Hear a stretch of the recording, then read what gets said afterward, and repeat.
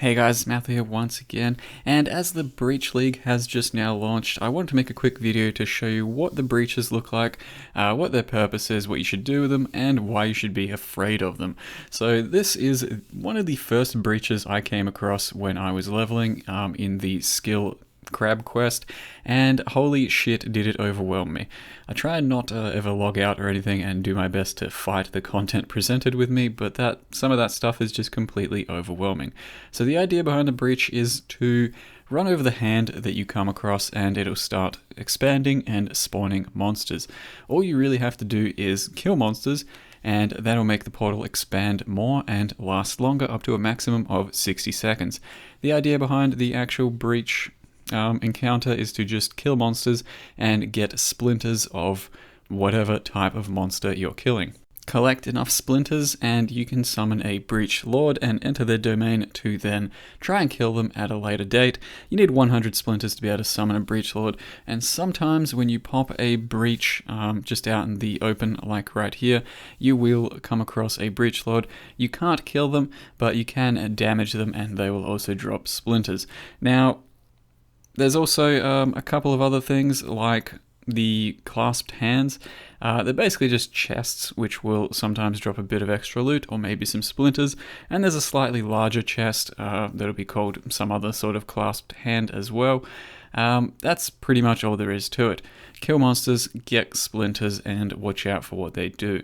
So far I've come across 4 different types of breaches. There are lightning, fire, cold, and physical or bleed type ones, and I think there's chaos ones later in the game too. Now it seems that breaches at this stage of the game, while leveling and fairly undergeared and struggling with your own sort of problems of self-found gear, camping resists, getting enough damage, breaches are absolutely no joke and nothing to really take lightly.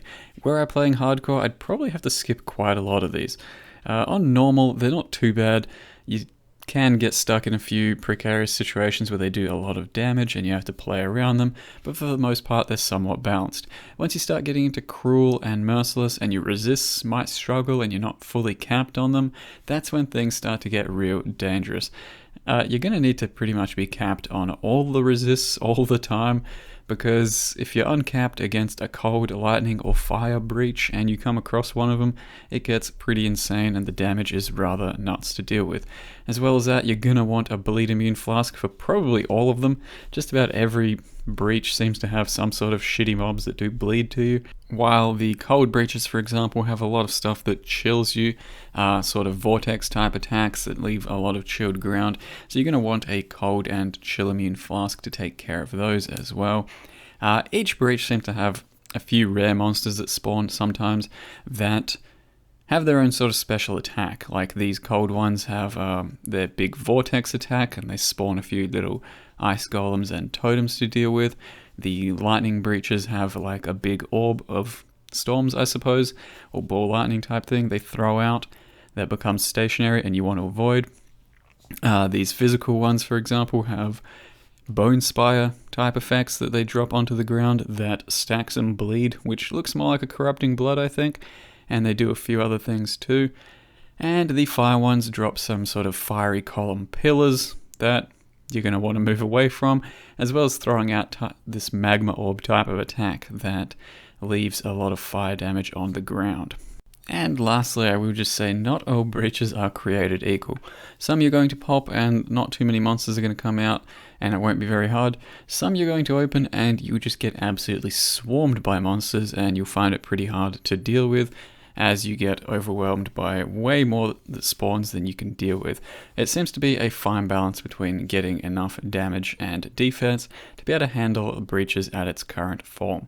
That's about all I've got to say. They are pretty dangerous. I've died a few times coming across some insane ones with my somewhat undercapped resist.